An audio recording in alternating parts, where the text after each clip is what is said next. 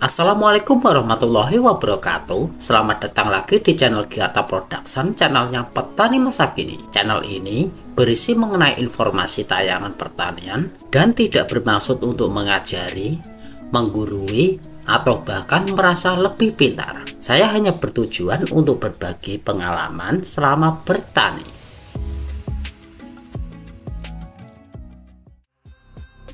Sesudah kita sukses membuat padi banyak anakan saat di fase pertumbuhan, tugas kita selanjutnya adalah mengawal padi kita untuk masuk di fase inti dari proses mencapai hasil panen yang maksimal.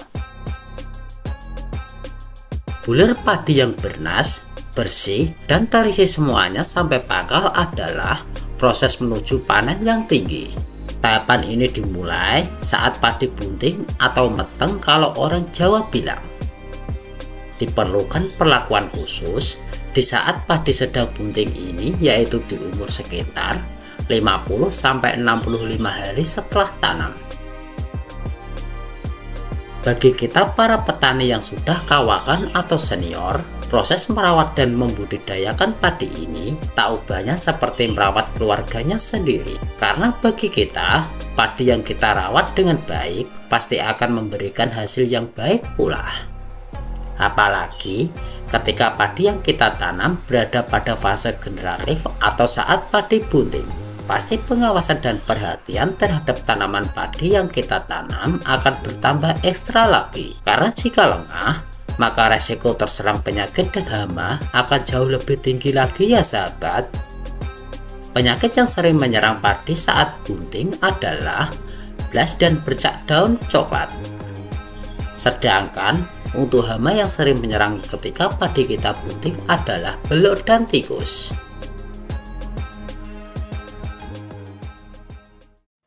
Padi yang sedang bunting sangat rentan sekali terkena jamur. Oleh sebab itu, diperlukan sebuah fungisida untuk padi bunting yang khusus untuk mengendalikan serangan jamur ini ya sahabat.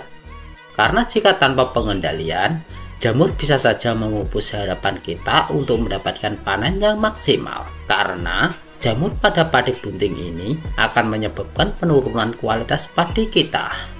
Oleh sebab itu, penyemprotan dengan fungisida untuk padi bunting sangat dianjurkan dalam mengantisipasi kedatangan serangan jamur dan pastinya menambah bobot padi menjadi lebih berat lagi.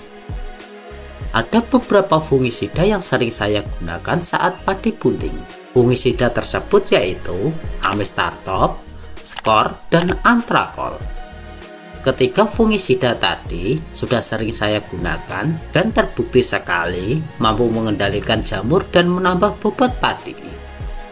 Dan saat padi kita bunting, kita juga perlu mengatur sirkulasi air karena air merupakan komponen terpenting dalam perkembangan tanaman padi kita. Meski bukan tumbuhan air, tetapi 70% hidupnya sangat membutuhkan air. Oleh karena itu, air sangat dibutuhkan dalam tumbuh kembangnya tanaman padi kita ya sahabat, apalagi ketika padi kita bunting.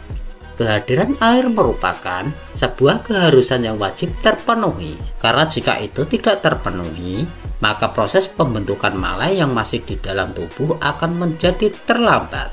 Dan efeknya, malah padi akan berukuran kecil dan pendek, sehingga padi menjadi sangat ringan.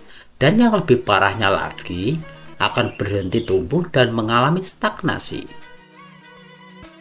Selain menyemprot fungisida dan mengatur sirkulasi air, kita juga harus mewaspadai kedatangan serangan kupu-kupu sawah. Pada saat padi bunting, salah satu serangan hama yang wajib kita waspadai kehadirannya adalah kupu-kupu sawah ya sahabat. Karena kupu-kupu sawah dapat menyebabkan padi kita terkena beluk.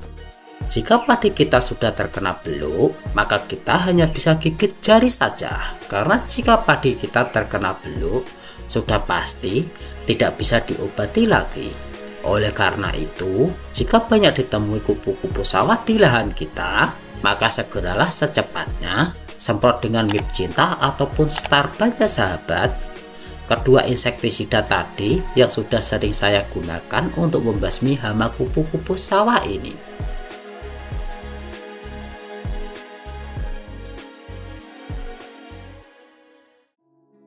Nah, itu tadi hal-hal yang harus kita lakukan saat padi kita bunting. Jikalau omongan saya ini masuk akal, bisa dipraktekkan di lahan sobat petani semua. Dan jangan lupa bagikan video ini ke teman-teman petani yang lain. Aku Eko, terima kasih sudah menonton hingga akhir. Dan salam sukses petani Indonesia.